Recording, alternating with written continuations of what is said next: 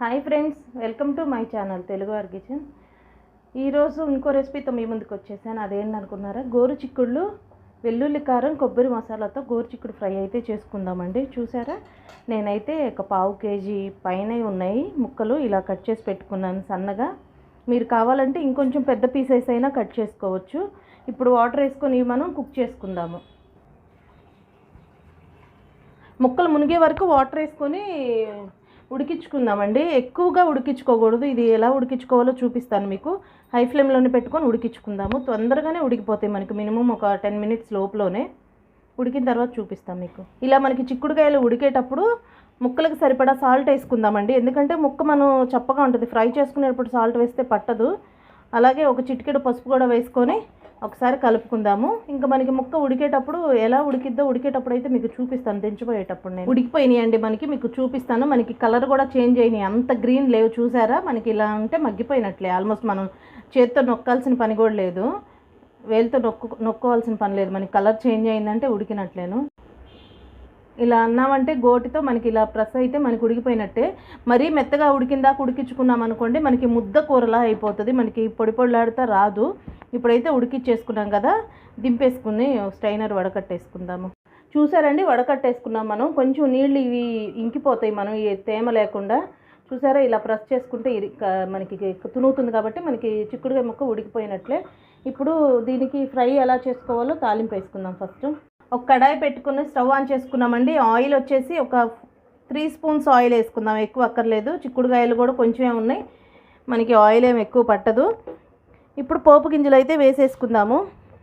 ఒక స్పూన్ పచ్చెనపప్పు, చిక్కుడుకాయ కూరలోకి పచ్చెనపప్పు చాలా బాగుంటాయండి. ఒక 1/2 టీ స్పూన్ ఆవాలు, 1/2 టీ స్పూన్ జీలకర్ర అయితే వేసుకొని ఈ ఒక సెకండ్ పాటు ఫ్రై చేసుకుందాము. పచ్చెనపప్పు, ఆవాలు, జీలకర్ర వేసుకున్నాం కదండి. అలాగే 2 ఎండుమిరపకాయలను కూడా తుంచుకొని వేసుకుందాము. ఒక నిమిషం పాటు ఫ్రై చేసుకుందాము. మనకి ఇలా ఫ్రై అయ్యేటప్పుడు కొంచెం కరివేపాకు, చూసారండి, పచ్చెనపప్పు, ఆవాలు, జీలకర్ర వేసుకున్నాం, కరివేపాకు, ఎండుమిరపకాయలు వేసుకున్నాం. అలాగే సన్నగా తరిగి పెట్టుకున్న పచ్చిమిరపకాయ ముక్కలు, ఒక పెద్ద సైజు ఉల్లిపాయని ఇలా పొడవుగా ముక్కలు అయితే కట్ చేశాను. ఇవి కూడా వేసుకొని ఫ్రై చేసుకుందాము. మనకి గోరు చిక్కుడుకాయల్లోకి వచ్చేసి కొంచెం పీచు పదార్థం చాలా ఎక్కువ ఉంటుందండి, ఫైబర్ అనేది ఎక్కువ ఉంటుంది.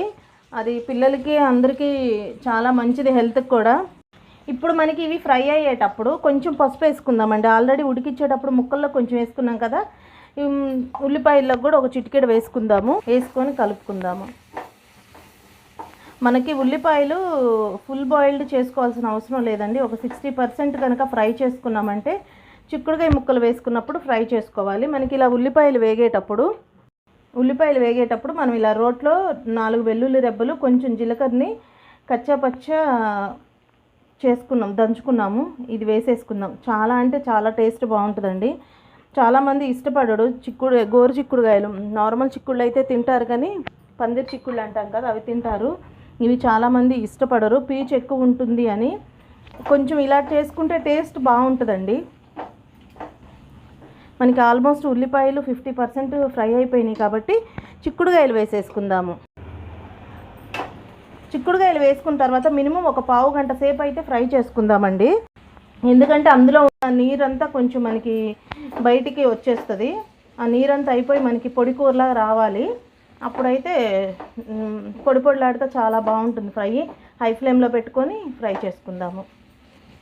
ఇప్పుడు ముక్క సాల్ట్ సరిపోయిందో లేదో చూసుకొని లైట్గా సాల్ట్ వేసుకుంటే సరిపోతుందండి. నేనైతే లైట్గా సాల్ట్ వేస్తున్నాను, కరెక్ట్గా సరిపోతుంది, ఇంకా అక్కర్లేదు మనకి సాల్ట్. హై ఫ్లేమ్లో పెట్టుకొని కుక్ చేసుకున్నామంటే మనకి ఇంత సైజు కనిపిస్తుంది కదా చిక్కుడుకాయ ముక్క, ఇంకా కొంచెం చిన్నగా అవుతుంది, మనకి చాలా బాగుంటుంది టేస్ట్ అయితే. నెక్స్ట్ ప్రాసెస్ అయితే చూపిస్తాను. ఇది మనకి మినిమం ఒక 10 మినిట్స్ అయితే ఫ్రై చేసుకోవాలి. మధ్యలో కలుపుకుంటూ ఫ్రై చేసుకోండి. చూద్దామండి. చూసారా, 10 నిమిషాలు అయితే మనం ఫ్రై చేసుకున్నాం. చక్కగా పొడి పొడిలాడుతా చాలా బాగా వచ్చింది కదా. ఆయిల్ కూడా ఎక్కువ అవ్వలేదు మనకి, కరెక్ట్గా 3 స్పూన్స్ అలా అయితే ఆయిల్ సరిపోయింది. చూడు, పొడి పొడిలాడుతా వచ్చేసింది. ఇప్పుడు మనం ఫైనల్గా ఇందులో యాడ్ చేసుకునే ఏంటో యాడ్ చేసేసుకుందాము. కారం అయితే వేసుకుందాము. 1 స్పూను 1.5 స్పూన్ వేసుకుందాం, ఎందుకంటే చప్పగా ఉంటే అసలు బాగోదు. కారం, పచ్చిమిరపకాయ ముక్కలు కూడా వేసాం కదా, 1.5 స్పూన్ అయితే వేసుకుందాము. వేసుకొని ఒకసారి కలుపుకొని, కారం వేసుకున్న తర్వాత మనం ఎక్కువ టైం ఏమీ కుక్ చేసుకునే పని లేదు. మనం ఇలా కలిపేసుకున్నాం కదా. ఇప్పుడు వచ్చేసి కొంచెం కొబ్బరి పొడి వచ్చేసి ఒక 2 స్పూన్స్ వేసుకుందాము.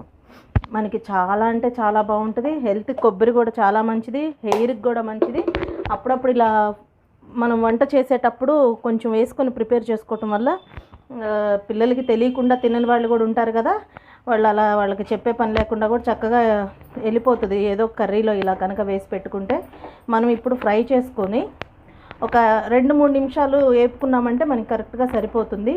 ఫైనల్గా వచ్చేసి ఈ చిక్కుడుకాయలో టేస్ట్ ఇంకొంచెం మనకి డబుల్ అవ్వాలంటే చూస్తున్నారా, లిటిల్ బిట్ షుగర్ అయితే యాడ్ చేసుకుందాము. ఒక 1/2 టీ స్పూన్. మనకి స్వీట్ ఉన్నట్టు తెలీదు, మీరు ఇంతకుముందు షుగర్ లేకుండా రెడీ చేసి ఉంటారు. ఒకసారి ఇలా వేసి చేశారంటే ఎవరు కూడా గుర్తుపట్టరు మీరు స్వీట్ వేసారని. టేస్ట్ అయితే మాత్రం చాలా అంటే చాలా డిఫరెంట్ ఉంటుంది. కొంచెం తినేవాళ్ళు ఇంకా కొంచెం వెయ్యి అనేలాగా ఉంటుంది టేస్ట్ అయితే. ఇది పక్కా నిజమండి. ఇది నేనైతే ఎప్పుడు ఇలాగే రెడీ చేస్తాము. మా ఇంట్లో అందరూ ఇలాగే చేస్తారు ఈ కర్రీని. చాలా అంటే చాలా టేస్ట్ బాగుంటుంది. మనకి ఆల్మోస్ట్ ఈ ఫ్రై అయితే అయిపోయింది. సర్వింగ్ బౌల్లో తీసుకొని సర్వ్ చేసుకుందాం. చూసారండి, గోరు చిక్కుడుకాయ ఫ్రై ముద్ద కాకుండా ఎలా పొడిపొడిలాడుతా నేర్చేసుకున్నామో. ఫస్ట్ టైం చేసేవాళ్ళకి కూడా చాలా పర్ఫెక్ట్గా కుదిరిద్ది. నేను లాస్ట్లో షుగర్ వేసాను కదా లిటిల్ బిట్, అదైతే డబుల్ టేస్ట్ అనేది డబుల్ అవుతుంది. తప్పకుండా అలా అయితే ట్రై చేయండి, చాలా బాగుంటుంది. మీకు కనుక నేను చేసిన ఈ రెసిపీ నచ్చినట్టయితే లైక్ చేయండి, షేర్ చేయండి, సబ్స్క్రైబ్ చేయండి. అలాగే పక్కనున్న బెల్ గంట కొట్టడం మాత్రం మర్చిపోవద్దు. అలా బెల్ గంట కొట్టడం వల్ల నేను చేసిన ప్రతి వీడియో మీరు సబ్స్క్రైబ్ చేసుకున్న వెంటనే మీకు నోటిఫికేషన్ అనేది వస్తూ ఉంటుంది. అలాగే బాయ్ ఫ్రెండ్స్.